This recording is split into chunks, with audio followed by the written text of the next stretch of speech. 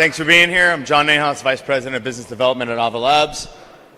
Really excited for this chat, and for those of you at home, thank you for tuning in as well. We're joined with Harold Bossi from MasterCard. Harold, if you could introduce yourself to the crew. Sure. Hi, everyone. Very nice to be here today. My name is Harold Boss. I work for MasterCard, VP of Innovation, responsible for quite a bunch of stuff. What I'll say first is I'll probably talk a lot about my own opinion here, not automatically what MasterCard thinks. That gives me a little bit of freedom. But I will talk also about what MasterCard does at the end of this talk. Great.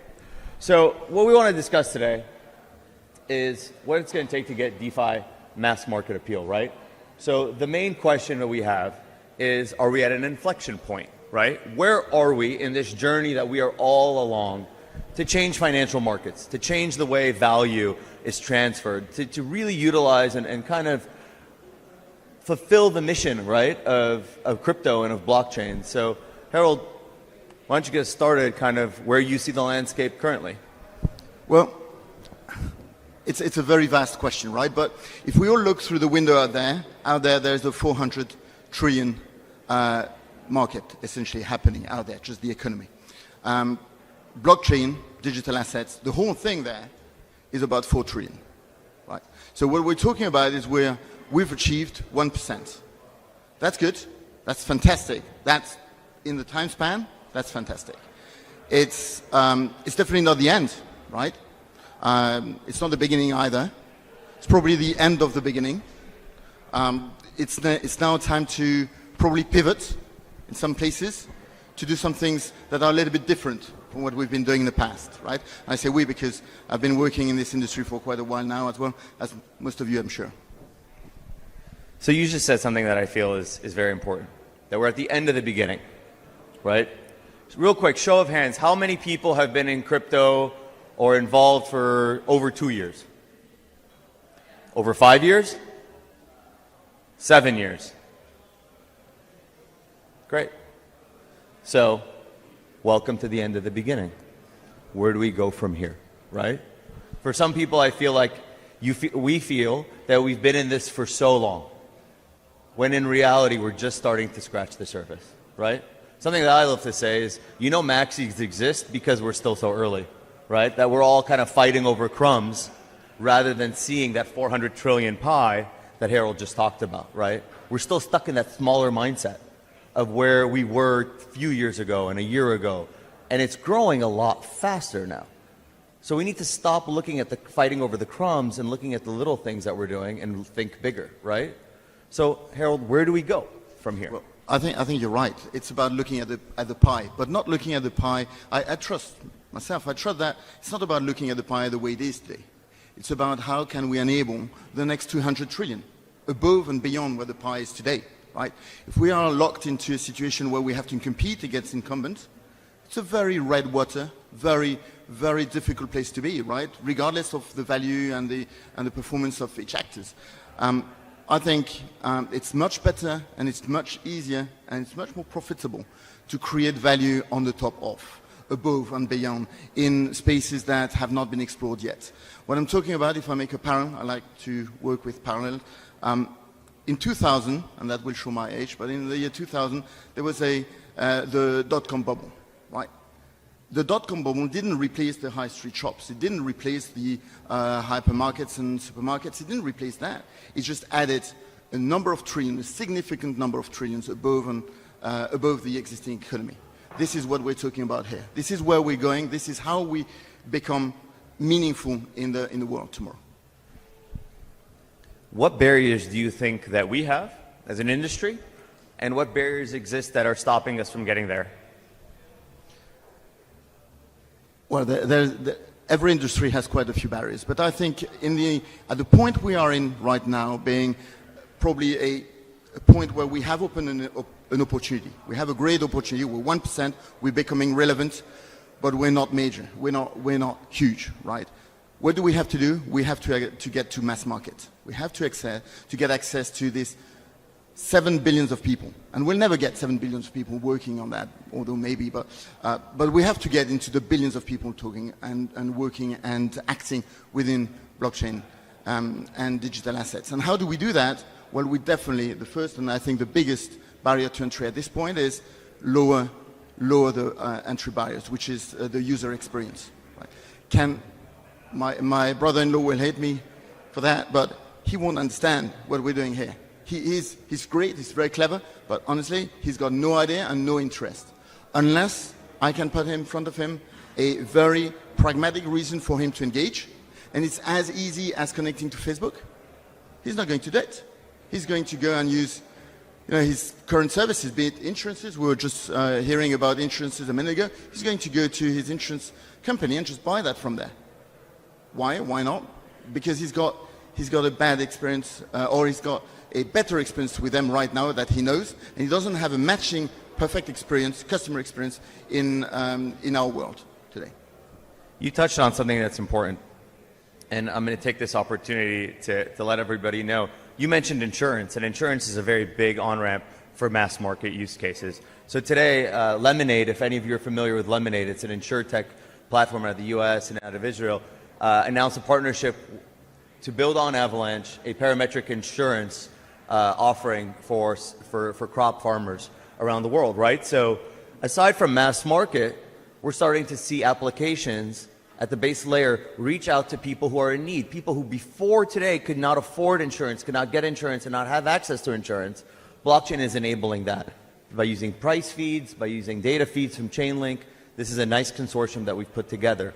But you touched on something else too, right? It's the barrier of entry. All of us here know how to use a MetaMask wallet, or at least we try to when it's working. All of us can buy crypto and trade NFTs. But for the average person, that barrier to entry is high. Download a wallet, get a seed phrase, buy some crypto, move it on board, right? I have an unpopular opinion that I think for all of us building all these great things, we're somewhat still pretty elitist, right? We have a high barrier to entry.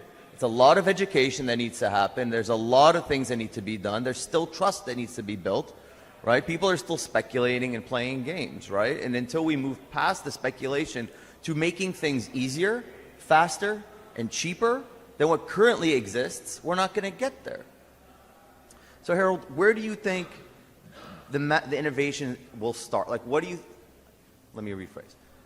We've seen mass market appeal in NFTs and things of that nature, but where do you start to think what industries are ripe for, not disruption, but for updating first? Well, as I mentioned, disruption is interesting only if you add value. If you just replace, even with a marginal improvement on the experience or on the value, it's probably going just to be a bloodbath on both sides. So I think I think there is a couple of industries that are really interesting to explore, like the Web3. Right? This is something big. This is blue waters. We can go in there and design what we want to design, as long as it is relevant for our target group, our customers. Right? We've got to think about who are we building for? What are we building and who are we building for? It's more about how do people use it and why do people use it than what it is. Right? What it is behind the scene, at MasterCard we're very conscious of that. People have a card in their pocket and that's fine. It's quite complex behind the scene. We spent years and years and years making sure that it was not complex for them to use it. The complexity is hidden, completely obfuscated. We don't want them to know about it. We don't even want them to be conscious of that. We just tell them, look, it's as simple as just tapping. Right? Well, I think that's a type of goal that we would be wise to adopt in our digital assets and blockchain space. So, taking a step there, going in that direction, not officially through MasterCard, but where do you see incumbents like MasterCard and similar competitors or people in your space kind of moving into this world, right? Like, where is like the low-hanging fruit? Where do you see the ability to bring, like to your point, to bring value to the ecosystems rather than adopt blockchain, right? Everyone wants to adopt blockchain. But what innovative things and what ways can you guys kind of add value to this? Well, it's a great question, I think, because it's about, we had 5 years ago, most of the banks, and I'm talking about the financial services primarily, that's where I'm competent, right? The financial services, most of the banks did not really have any opinion about blockchain, or if it was an opinion that were moderately positive or outright negative. Now, I don't think I know a bank of any significant size that doesn't have a blockchain group or a blockchain initiative somewhere, right? It doesn't mean that, to your point, it doesn't mean that it's automatically for production. Sometimes it's a little bit for the show, but slowly this is disappearing. This is really disappearing. There is realization that these technologies are super useful, very, very robust now, and it has happened in a matter of years, 5 years, probably less than 10 years, definitely. And this has landed. This is where we now. Oh, sorry. Is that better here? Thank you. It's quite interesting to see how the banks are reacting now and moving in that space. MasterCard is helping. We're on the hiring. We're hiring hundreds of people to help our customers, advise our customers on how to adopt those technologies, how to actually transform the way they are doing business to support a better experience for their customers or a better value creation for their customers. So, speaking from personal experience, working with the MasterCard team, Ava Labs is a member of their Start Path program. And, we work with a lot of companies, right? We talk to a lot of companies that want to adopt blockchain or find a use case on blockchain and be part of it. But to Harold and the team's credit, there's a lot going on behind the scenes and a lot of interest. And the Start Path is one of them. And it's a great incubator and accelerator for projects that are building. And the understanding that MasterCard has in this space is significant. So it's a testament to your guys' level of innovation, and you're embracing the technology, not seeing it as a threat, but actually leaning into it and going from there. I know we only have a few more minutes left, but I'd like to get your opinion on kind of where you see mass markets or kind of the growth of this in 1 year to 3 years. Where do you think we really start to push forward, right? How do we become ubiquitous with the mobile app? Yeah. Well, I'll take your question, but I'll answer it the other way around. If we want to succeed, we have to probably go 10x in 5 to 10 years, right? So we've got to go to 40 trillion in maximum of 10 years. I'd say 5 years, right? And why am I saying this is because I believe that loads of our valuations today are based on the principle that there is a future revenue stream, future success, right? So if we continue iterating our way 1% by 1%, so 4 trillion by 4 trillion, like that slowly every 7 years, every 10 years, there is going to be a challenge in maintaining this excitement, this energy that we see here today, right? I think there is a fantastic opportunity to reach 40 trillion. It's a massive acceleration. The title of this fireside chat is Inflection Point. It has the word inflection point. The inflection point is not, oh, we're done. It happens now. We can take the back seats and it's all fun. It's about how do we get huge volumes? How do we get the actual mass market being the people, but also the companies, right? Who funnels people's behavior? So the question you asked, I wish I would be able to answer it more precisely because I'd be very rich, right? I'd be able to invest in the right places. But my instinct tells me that we will be there once we have whole segment of the population that refer to a product, a name as an industry. I'll talk about, for example, there are names of product that became synonym to the actual, I'm not going to name anything here, but synonyms to the actual industry, right? And one day, if Avalanche is the name that means actually blockchain, well, that's when we reached the success. That's where we have mass market. That's where people recognize brand names. That's a sign. That's somewhere where we know now that we can communicate with these customers, and we have a position. I love that. I'd love to see Avalanche as a brand name synonymous with blockchains, right? I think we're all working towards that goal. Final question for you. For blockchain to succeed and for mass adoption to happen, to your point of specific apps, right, or killer apps that become well-known, that become synonymous, do blockchains need to be known to be running there? Like, my point is, do you need to know that it's running on a blockchain? Or are blockchains going to become, or L1's going to become kind of like the telecoms behind the scenes, right? Like your Fedwire and SEPA and SWIFT, the payment rails that nobody knows that run Zelle and PayPal, et cetera, et cetera, et cetera, right? Do blockchains need to be known, or is it the apps? And if so, what? Yeah, I guess that's all. Well, it's a good question, because what I think we're going to see is we're going to see those brand names. They have to come up. They have to be visible by the wider population. It might be something like a killer app powered by blockchain, powered by Avalanche, right? You push that technology in the background because, honestly, not many people around the world understand technology, nor do they care about technology. Unlike most of us here, not many people do. But still, they are customers, they are future prospects, right? So if we get to a point where there is a couple of apps that really become mass market, and we can rely on the knowledge that the industry or the people will understand blockchain is robust, blockchain is secure, it's powered by blockchain, therefore you are safe.